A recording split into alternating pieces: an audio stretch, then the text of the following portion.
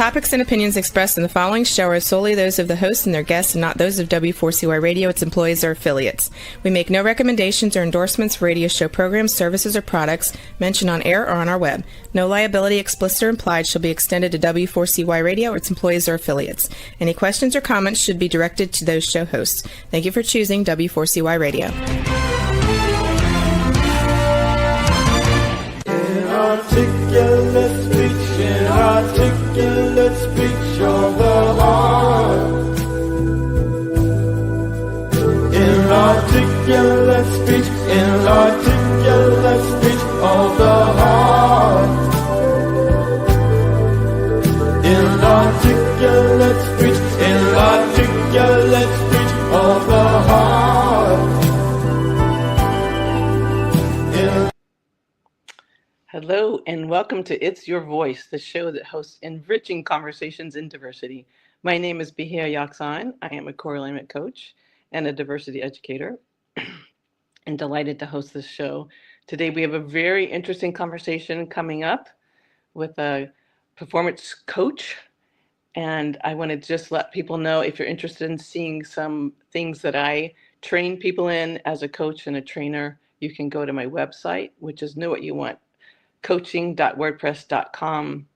It's very much connected to building inclusive communities and creating belonging where you work, where you live, and you can find some samples there.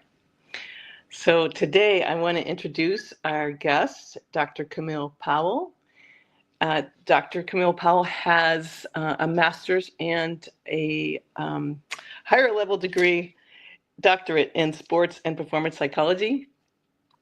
It's Camille's greatest passion to help people realize their potential and experience overall well-being, whether it be individuals, teams, or entire organizations.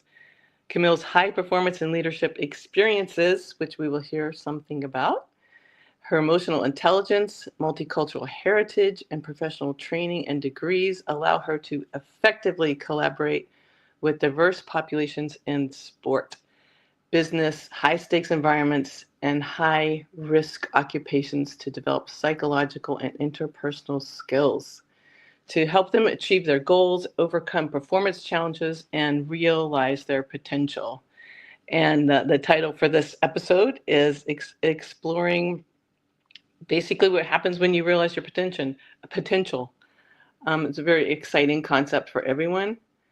And welcome. I want to call you Dr. Powell, and I also want to call you Camille. Thank you for being here today. Yeah, thank you for having me. I'm excited to be here and for this conversation. Well, I'm really excited about what you do, and I would like, sorry, I have a frog in my throat today. I wondered if we could start with, given the fields you're in, which is really high level training for high achieving athletes or first responders or people in intense positions where you need extreme confidence and focus. I would love to hear about what led you to this field, knowing that you are a equine athlete yourself and have achieved really high levels of success in the equine field. Can you give us a little bit of background of that first?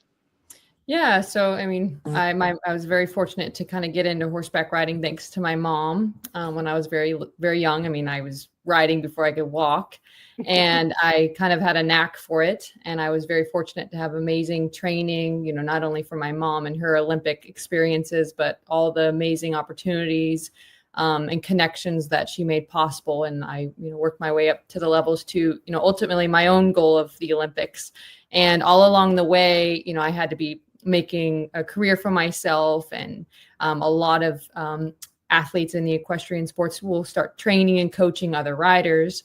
And I recognized not only was I fortunately very successful in my own sports endeavors, but I noticed as I was working with people, my ability to reach them and help them overcome challenges or help them focus or help them perform.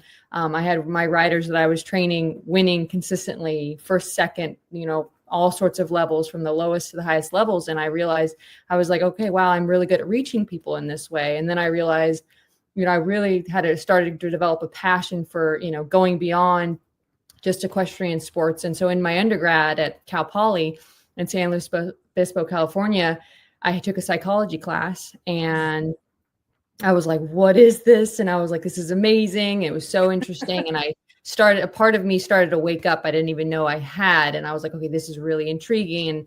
And through that, I had the opportunity to work with a bunch of different athletes, because I then found that sports psychology was a thing. I said, okay, well, there's these two worlds blending of my athletics and my passion for sports and high level competition, and working with people and helping them achieve their own endeavors. And at Cal Poly, I had the fortunate opportunity to work with, different basketball players, soccer players, track and field teams, and just, through some of the required experiences we had to kind of take part in to support our kind of degree requirements. And then I was like, okay, well, I'm definitely going to go back for my master's and doctorate.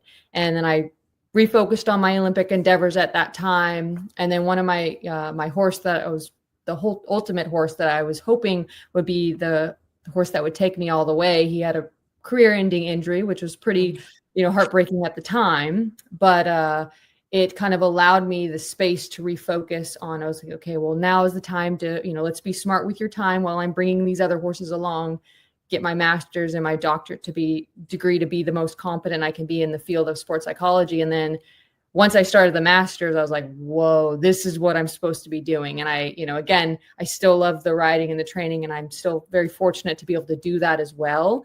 I have great clientele that still keep me on board because they love working with me, but I've been able to branch off because of my master's and doctorate degree to work with so many other populations and help them, ultimately realize their potential and experience just not only just thriving and confidence, but just, overall just well-being and just, a different experience of fulfillment in their lives inside and out of their sports. And that was possible for my own, finding my own passion, and then realizing I could reach people beyond just my original sport of equestrian sports. So that's how I got here where I am now. That is so awesome. Yeah. I wanted to just share with listeners and viewers that one reason I know you is because we were trained by the same person in the form of coaching called core alignment coaching, Kate Michaels, who is, awesome teacher and profoundly impacted many people. Sadly, she's no longer with us, but she had a profound effect on so many people. And I just love that we have that kind of, like when I say every week, I'm a core alignment coach, that's also in your background and in your training. And so I wanted to ask you, how much do you bring that into your subsequent deeper training in psychology and coaching? Absolutely. I bring it in a lot of ways, especially the aspect of, one of the biggest principles of the coaching, approach is asking people questions to get them to give their own answers. We can tell people, or you can tell people advice, you can tell people how they should do things, or, what we believe was best for them. But the amazing aspect of coaching, which I blend with the consulting and all my degrees, is knowing how to ask the right questions to help people discover the right information, whether it's helping them discover the barriers that are blocking them or the strengths that they can pull from that are going to support them and help them kind of align with their abilities in whatever performance realm that they're in, or whatever area of life that they want to be more effective in. It's asking the right questions. And that's a big principle that I developed from those coaching practices that I believe really kind of sets me apart, but also I just really see how much more when the answers come from every person I work with, it's so much more impactful when they give the right answer. I mean, I might be able to say it, but they're going to say it 10 times better for themselves. So definitely asking the right questions and helping kind of inspire their own initiatives through those questions. Wow. That's really cool to hear. That's awesome. Yeah. And also before we, move into how, more about your specific field and work at the moment, I think it's very helpful for all of us to hear your description of how would you describe the difference between therapy and coaching? Yeah. And kind of to take it a step further as well, there's many terms that can be used to describe, several distinguishing terms like performance consultant, performance coach, psychological or mental skills specialist, and high performance psychology consultant. So just to kind of let people understand the different ways we can be defined for myself and my field. Okay. So with those terms in mind, the difference between that and, therapy or even specific counseling is psychology, and, and its different approaches are kind of on a spectrum. And you have the therapy and, typical more clinical work to address, more prevalent kind of impactful challenges people have, more on a day-to-day consistent, anxiety that interferes with their ability to just overall function in an optimal way, or potentially depression. That would benefit from more the therapeutic work that you might work with a counselor or a therapist.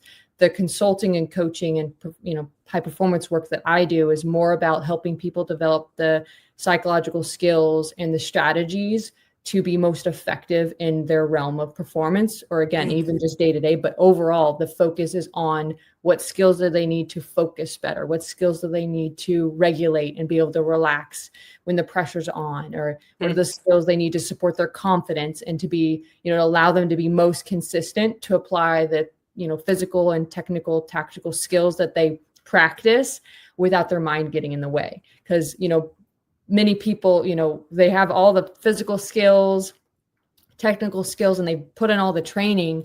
But sometimes when the pressure's on or potential distractions in life are, more pervasive, if you don't have the skills and strategies to keep your mind where it needs to be in the present moment when you need to perform, unfortunately, your physical skills go out the window, because our mind can kind of hijack our ability to focus and just apply the skills.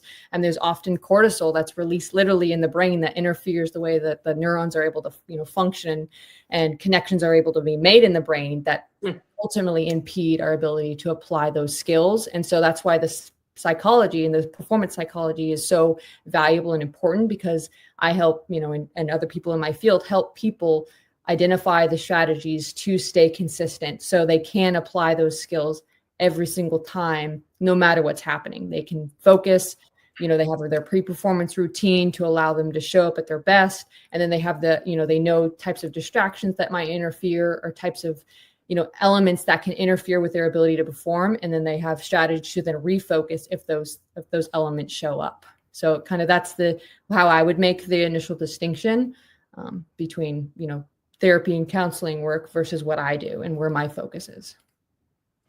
Wow, that's really interesting. So just one tidbit I'm taking away from what you just said was like skill building, like building mental performance skills and focusing on the skill sets that will help them achieve what they want the most, like helping them identify not only what they want, but what skills they need to accomplish it. Absolutely. Well, and the cool thing about, what I do as well is the skills are transferable. You may want to say I'm working with, think of a good example. We got to like say it's, a soccer player that, gets distracted by, other players making comments that interfere. So then they develop the strategies to, be able to block that out or refocus on their process, or, support that confidence, or just something to get them back in the present. Say then they're walking, they're working on, they're in school and they're in college and something's distracting them when they're trying to study for exam, or they're in the exam and a noise happens or something, and that may have distracted them before. They actually have then like, oh, the sports psychology skills that I use, I can just refocus on my exam. And so it's pretty amazing as you identify, okay, what are the strategies that support me in aligning with my best, performance and my best self. And then people start to identify how to recognize when they are not in their best performance, whatever they're doing, and then how to get themselves back there. If they want to, whatever they need to do, they'll know what to do. It's very empowering work. It's like the agency that people discover for themselves and realize about for themselves is phenomenal. And, all the different populations I've been able to work with, it's, people are like, oh, I hear, you do performance psychology work. Can you help, me with this or help me with that? And, whether it's studying for exams or it's, golfing or firefighters or a pilot, whatever it is, I'm able to identify and help them identify, okay, what are your needs? What are your goals? And then we identify the best strategies to implement for them. And the results are phenomenal. So. Oh, wow. I wish everyone could have this. I wish we had a curriculum that we could implement in high schools across the country with your training. Well, and we're pretty cool as well. I've been fortunate. I mean, I'm working with a 10-year-old athlete right now, so it's like as young as 10 years old, to, 50s, 60s, or it doesn't matter. It's like, what are your, it's my job to be able to adapt to the client and translate the information to help them understand themselves and the performance needs and the skills and strategies that they can best implement to support them. I want to go back to the concept of like you can be hijacked by your mind, because I think that's extremely common. And I'll just say in our culture, just make a broad sweeping statement. It's very common, and you could say maybe it's people us following algorithms, going down rabbit holes where we sort of give up some of our own thinking and sort of lose track of our habits, and sort of like then we kind of click out and come back to the present, and we're like, what did I want to focus on, like what actually is important to me. And I remember, it reminds me also of when sometimes when my children were struggling younger growing up, I remember saying with like a thought or something that was not inspiring, I would say, well, remember, you can change your thought. Like, you're in charge of your mind is not in charge of you. But that is so much easier said than done. And we really have to cultivate for me, it's cultivating the belief that is possible. We can reprogram ourselves. That's why I loved Kate Michaels, and why I studied with her for 4 years to learn how to reprogram ourselves. And like you said, the answers come from the clients. But I'd love to hear you say more about, because let me just say one more thing before I turn it back to you. I've taught a course called Who's in Charge of Your Mind? Kind of to explore, like, what are the possibilities? And speaking of your field of, your name of realizing potential, what else can you tell us about how possible it is to not let our minds be hijacked? Yeah, well, it's first important to understand kind of what it is. Everybody's different, everybody's unique, and whatever might be hijacking their mind or derailing their thinking, or whatever word you might want to use to describe that experience where you leave the present moment, right? Mm-hmm. I would want to understand, obviously, if I was working with somebody, what is that's actually happening for them. But a very common theme that happens is, first off, something, potentially triggers or spikes our arousal in some level, which then narrows our thinking to potentially be more threat related, perceiving some sort of threat. Something's making us anxious, something's stressing us out, or we have a lot of demands we feel like we have, and we lose that sense of agency of like, okay, where do I even start? Often that's a common theme of, if you were to use a kind of more broad example in kind of a day-to-day experience. And then, so the first thing that you typically would want to do is you need to kind of regulate yourself first and regain control of your thinking by first deactivating that sympathetic nervous system, activation that happens where it spikes that arousal level or that adrenaline that then interferes with your ability to direct your thinking where you want it to go.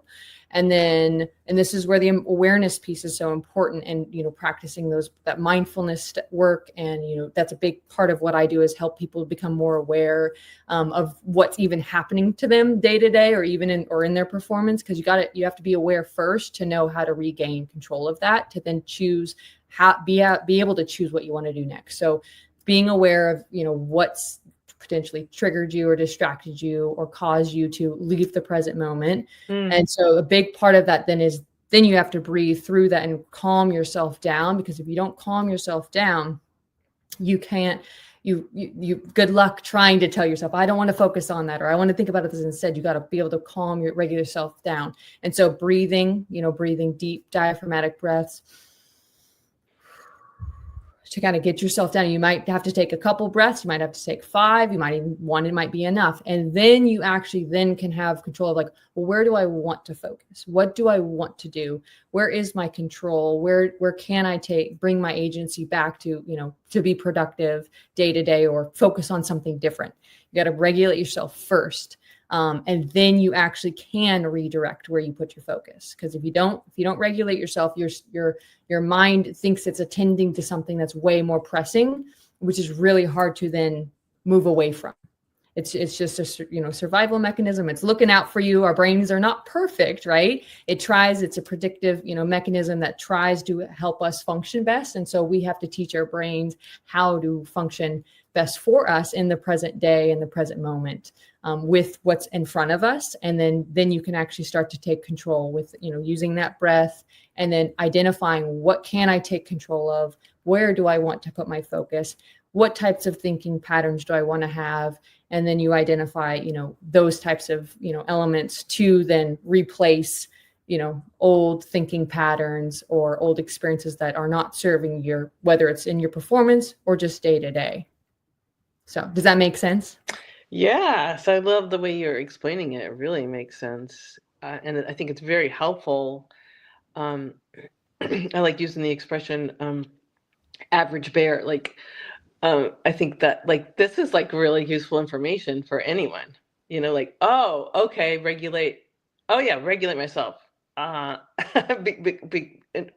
that our minds can listen and believes everything's okay. We're not being threatened at the moment, right? Actually, to get out of the fear.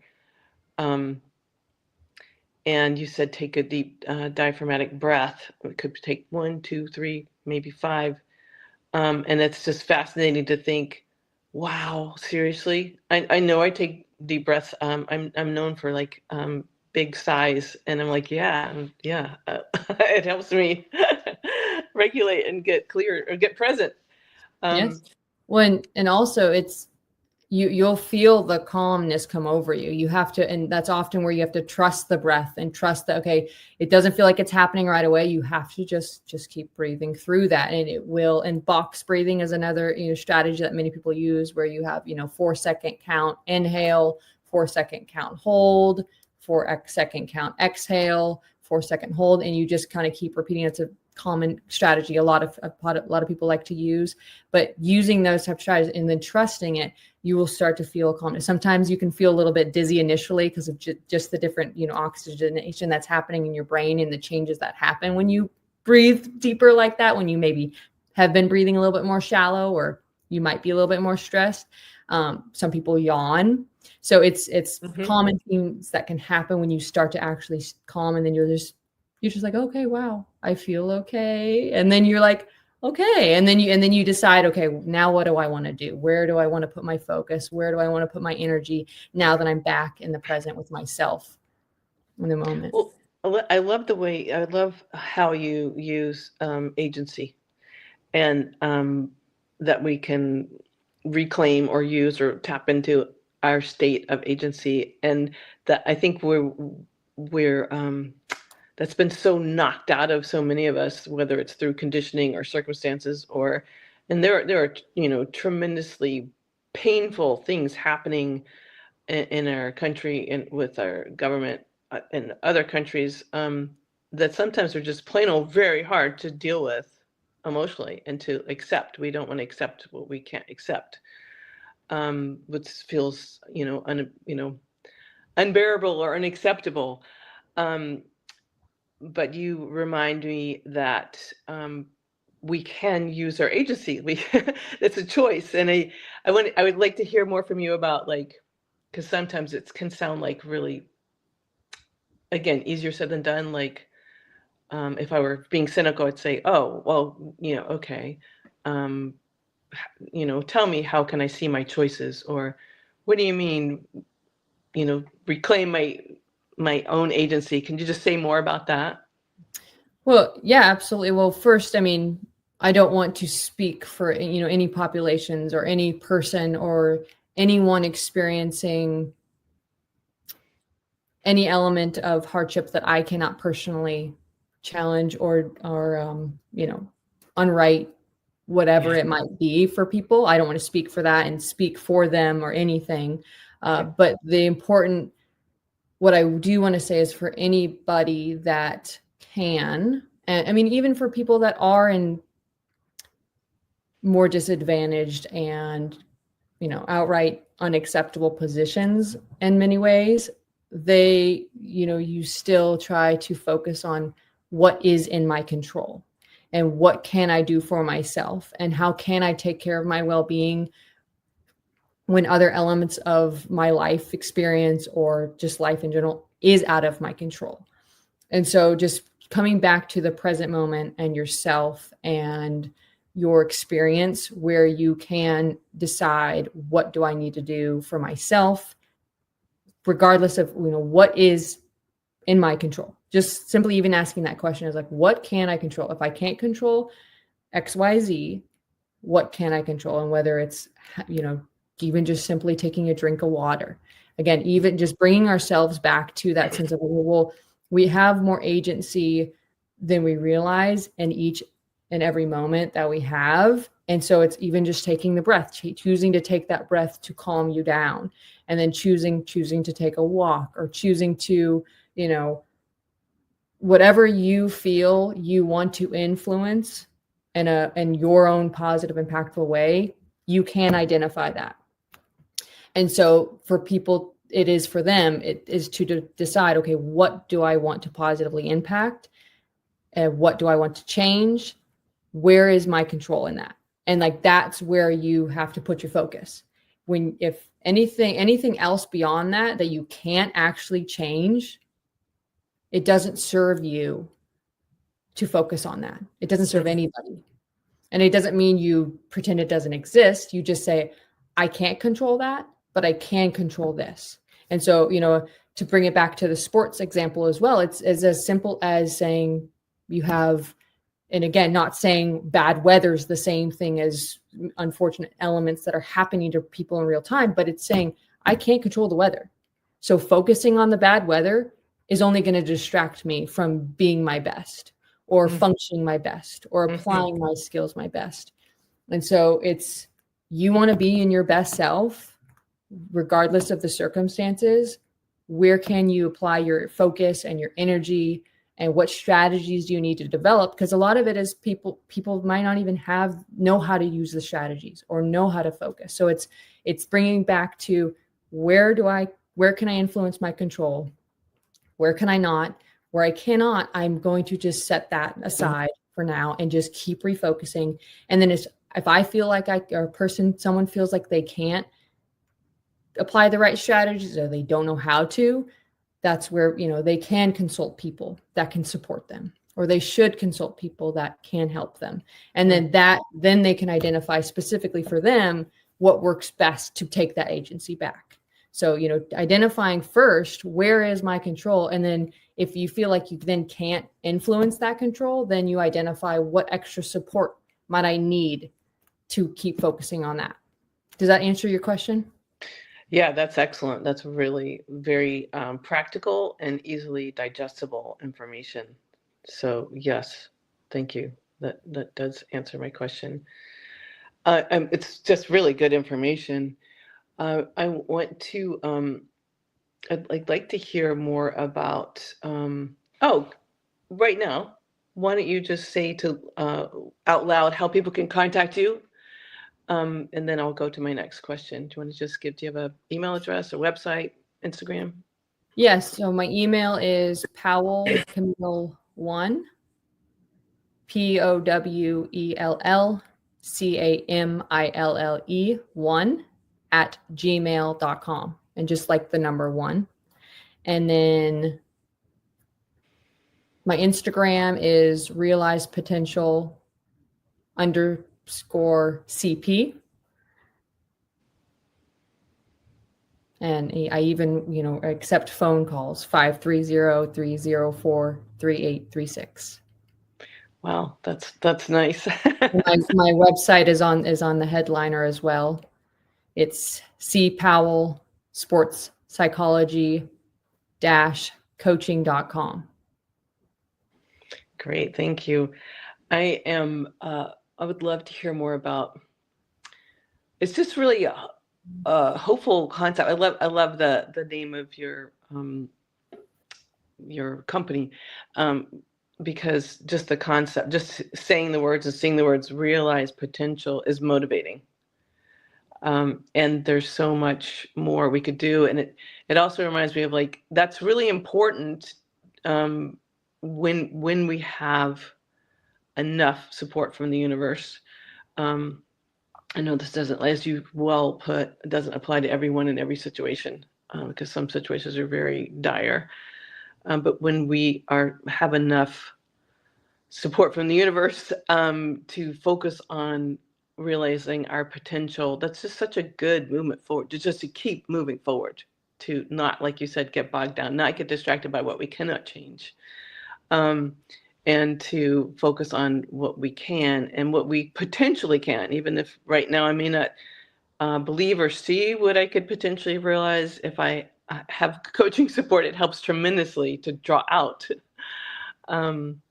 more of the potential and to learn steps to realize it. And I just want to hear your response to that, like your name, realizing potential, and also more about the different populations that you work with. Yeah. So I chose the name Realize Potential, and then I have High Performance Psychology and Executive Coaching, LLC. The reason why I chose Realize Potential is because that's really what I do and what I've always done. And I discovered I was really good at is helping people align in their strengths, or align in, and it translates to outside of their performance ultimately, which is phenomenal and incredibly rewarding and fulfilling to me. But I'm able to identify in people what makes them unique and what makes them most impactful in whatever they're doing. And that just carries over into anything else that they do. And so that's why I chose that, because I help people realize their potential and realize what they're capable of, and continuing to level up themselves if that's something that they want to do. And then the different populations that I work with, it's been incredible. I mean, I chose initially, I wanted to expand, through my program, we're supposed to, or we have the opportunity to complete this certification for mental performance consulting. And part of that requirement is you have to complete 400 mentored hours with a mentor. And during that process, I wanted to use that as my opportunity to expand to different fields, to see where I was most effective. And what I continue to discover is, people, and helping people thrive, and just helping each unique person, regardless of their performance realm, is where I'm most effective. And so I love being able to work with all the different populations that I work with, because I love going through the process of helping them identify their own unique, because everyone is unique. And I think that's the important distinction that I make, is that every person, even if you are in the same sport, is different and unique. And so what it is that helps them thrive or realize their potential is specific and unique. And so being able to transfer to different performance realms is just an added layer of reward and excitement and incredible experience, being able to learn, all the unique aspects that are required for that performance realm. And so I'm very adaptable. And so that's something I love doing as well, is not only aligning with the unique person or team or population I get to work with, but then also aligning with the performance demands that are required for that. So I've worked with, as I was kind of mentioning earlier, golf players, tennis players, skateboarders, equestrian athletes, soccer player, what else? Pilots, firefighters, doctors, medical students, all sorts of, just I'm excited to continue to see, executives and different, just I have yet to find a place where I don't love it and I don't see incredible results for people. And I just love continuing to expand and grow and just continuing to be more effective in everything, that I'm very fortunate to do in this field. So it's so unique, and it's it's really easy to envision that it is like a kind of a you can correct my language if you feel like you can make it more accurate, sort of like universal skill sets that human beings have to realize their potential, but adaptable. Like you do research and you learn about what's demanded in tennis, what's demanded when you're on a horse, what's demanded if you're golfing, what's demanded if you're a doctor or if you're a firefighter. You're able to look at the context, ask questions, research, and then go to the universal aspect of mental skill building and psychological confidence building and all. Yes, exactly. Very well said. That's so cool. And I know it's powerful. It's so cool to see the transformations in people and seeing them realize like, oh, wow, I could do that, or I can do that. And I didn't realize that. And, I'm quick to catch, when I am working with somebody out, they I'm pretty humorous and fun and engaging throughout the process. And so I'll have them laughing sometimes when we're in the moment doing something and I'll just look at them and they just start laughing. They're like, I'm not supposed to say that about myself, my bad. And then they change it. And so again, even the lightness of that can create so much space for change to happen, because it's, when you're anticipating negative things happening while you're trying to make changes or in those pressured or stressful environments, it can impede the process. And so being able to keep it light and fun. I mean, this is serious work, absolutely. And, depending on who I'm working with and what the performance demands are, like I adapt, you keep it light when you can, you make it fun, but then I'm pretty direct and serious about keeping things on track. And clients, comment continuously. I've been trying to work on these things for 10 years, and just in a few sessions I'm feeling shifts that I haven't seen before, and it's just very rewarding work. And so I take it very seriously and continuing to develop myself so I can continue to be effective and help all the people I'm able to work with. I mean, and working with different populations, whether it's the pilots or the firefighters, as well as like, that's very meaningful. Not that, of course, sports and everything, very important and meaningful work to me as well. But knowing that I'm people that give so much of themselves for their work is very rewarding to me as well, to help them be most effective and prevent burnout and allow them to, ultimately look out for their selves and their own kind of performance needs in more high risk occupations is very, very rewarding to me. Wow. I'd love to ask you more about that, the performance needs in high risk occupations. Because like, I was just picturing, like, can you give me a snapshot, like a general, and of course not related to any specific individuals or departments or anything, but of like thinking of like a high risk, like police work or firefighter work, like what are they able to do that I'm sure you can enhance, but what are they doing? What is the mental skill they're strengthening and using and able to step into in super high risk situations where it is life or death to maintain focus and presence? Well, and again, everybody's unique and different. And so, but a lot of times, many people in those kind of are often, they function in higher stress. They function best in those higher stress situations. Mm-hmm. So, there's an inverted U diagram that's often illustrated to describe people's, optimal activation level where they can function and perform at their best. Mm-hmm. And so for somebody in that realm, they're likely higher up on that activation level where they can be functioning and focusing and really aligning with what they need to do.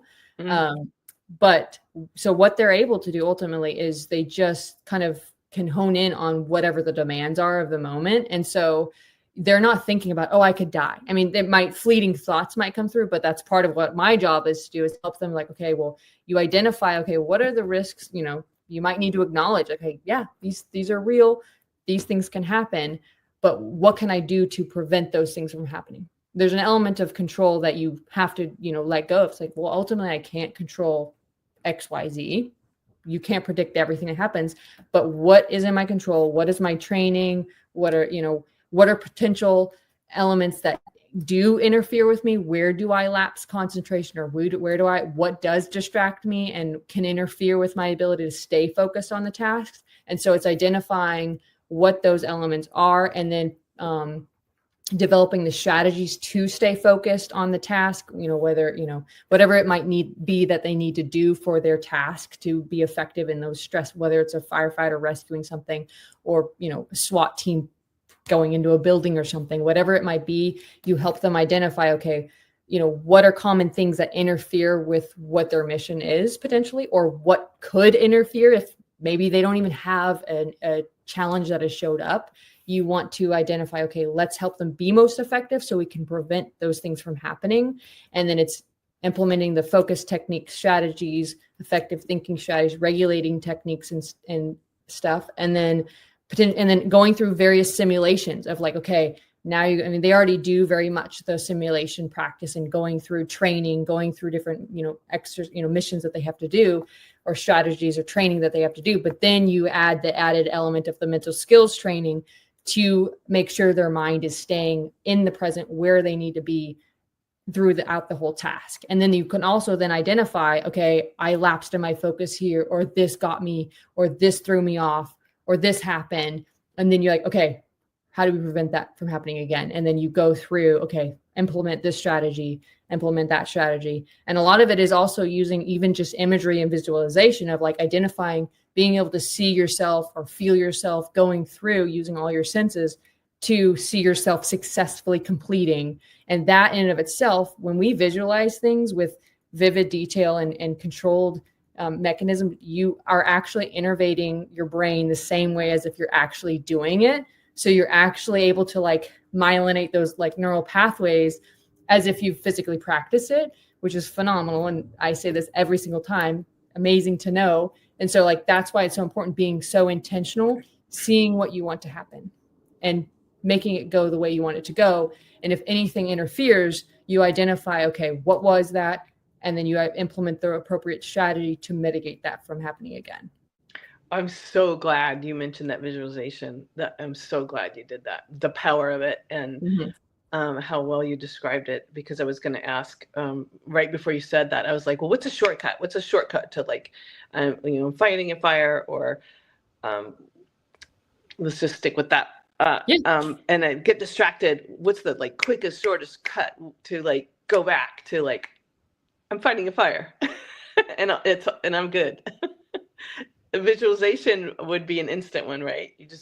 Potentially. I mean, depends on what you're dealing with, how much time or space you have to like get right back in. But like really honestly, that's where you identify, okay, certain strategies to like snap you back. And so it's like even just taking your breath and say, I'm here, or having a cue word or phrase and this is where the skills are so important to develop and establish prior to needing them. That's why it's important. This type of work is proactive work. So you have all the strategies, the elements that interfere with your ability to perform. So you have a locked in place, like what you need to be doing. And again, it's dynamic. Doesn't go perfectly seamless, but that's why you have the strategies to set you up for success, your pre-performance routine, or whatever it might be, your setup, get where you need to be, go into the space where you need to be most effective. And then you have your strategies to snap you back. So it's knowing where you thrive, and where you are most effective, whatever activation level that is, whatever your thinking patterns are, whatever your visualization, some people are more visual and before you go into those spaces, you see yourself doing those things. Some people are more verbal and need to hear themselves talking themselves through it. Or you might even just say, focus, or whatever words they might want to use. Yeah. They'll have their strategies in place to snap them back if, because inevitable, things happen you can't control. So. Yes. And I love that. Thank you for mentioning other like auditory might work better for some people than visual. Excellent. I think we have only like 4 or 5 minutes left. So I want to throw out a couple more questions and then make sure you get to have your closing thought. One is like, you just kind of reiterating what you said, like practice in advance and reinforce so that it becomes your main highway, so to speak. One of my clients. Right. Exactly. Yeah. It's the main neural pathway, and the other ones, you don't try to make them disappear. You don't develop an attitude. You accept them. They might come into play, and you go, oh yeah, okay. Then you go back to your new neural pathway that's like regulated and able to focus. So while that takes practice and reinforcement, also what I know about coaching, and you can add more, is like how efficient and effective it is. Like it, and again, this is just based on my experience. I don't know, let me just leave it there. Like how, I don't know, it's just so like, doesn't seem to take as many sessions as other forms of support can take.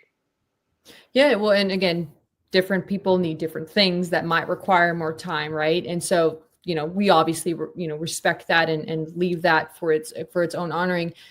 I think what is, especially with the populations I'm fortunate to work with, one of the biggest things is, well, obviously you need, again, when you approach each person as their own, or each population or team or organization, whatever it might be, as its own entity, and you don't just try to apply blanket or generalize, oh, just do this, it'll work, or just do that. You have to, but through the process, especially my approach and informed by the coaching part of it is like, again, I approach each unique person. I honor their own experience, or each team or whatever it might be, their own entity. And then I deeply understand that. So then I can approach them as they are. And then it's through the asking of the questions too, and blending the techniques and the strategies and the skills with the questions that I ask them. That is what allows them to basically tell themselves the things I want to tell them without me having to tell them. So it's again, so much more influential and impactful,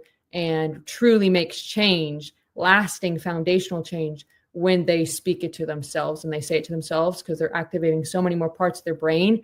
And they're like, I'm the one telling myself this. Nobody else is telling me.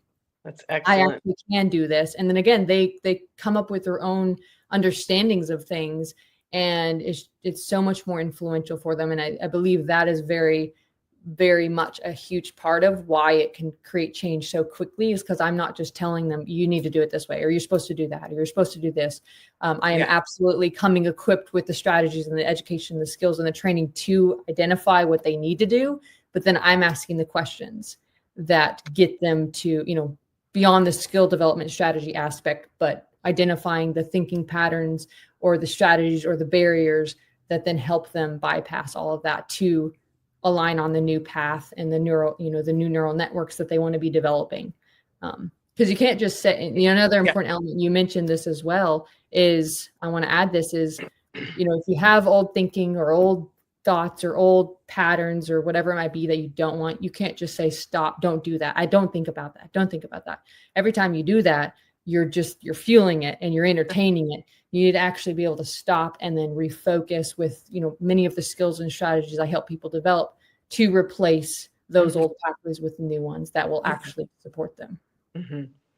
Wow. Okay. Well, I just want to give you one more chance to say how people can contact you, and then you'll have 45 seconds for your closing thought, and then I'll thank everyone. Yeah. So again, people can email me, powellcamille1@gmail.com, POWELLCAMILLE1@gmail.com, 530-304-3836, or my website, cpowellsportspsychology.coaching.com. And thank you for the opportunity. to do this. This was great conversation, and I'm just was grateful to share this space with you. Thank you. If I were a head of an HR department anywhere, it would be contacting you immediately. Oh, thank you for your awesome work, and thank you for your time today. I so appreciate it. And Absolutely. You just articulate how our brains work so incredibly in such digestible ways. It's really wonderful to hear. And I also want to thank our engineer, Rebel, and our producer, Dean, and our listeners and viewers. And please remember to tune in next Wednesday, 8 p.m. on Talk4 TV or w4cy.com. And may we all have enriching conversations in diversity this week. Thanks again. Inarticulate speech of the heart. Inarticulate speech of the heart. Inarticulate